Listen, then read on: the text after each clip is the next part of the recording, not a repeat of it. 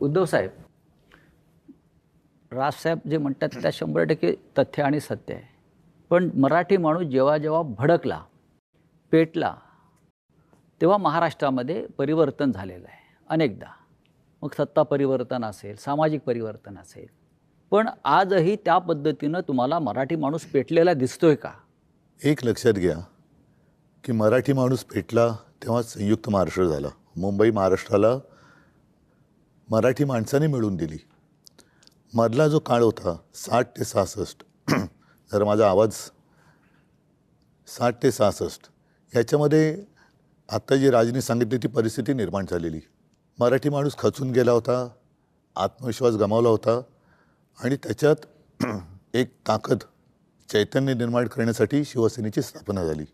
इतके वर्ष व्यवस्थित चाललं. आपल्याला सगळ्यांना असं वाटलं की आता हे काय पुढे कोण हिंमत करणार नाही. मात्र शिवसेना ज्या पद्धतीने त्यांनी फोडली, राजकारणामध्ये पक्षांतर होतात, इथली लोक तिकडे जातात, पण पक्ष संपवणं, पक्षाचं चिन्ह काढून घेणं, त्याची मान्यता जवळपास रद्द करणं, म्हणजे त्याचं अस्तित्व नष्ट करणं, जी मराठी माणसाची ताकद आहे ती तोडून फोडून टाकणं, हे काय दर्शवतं?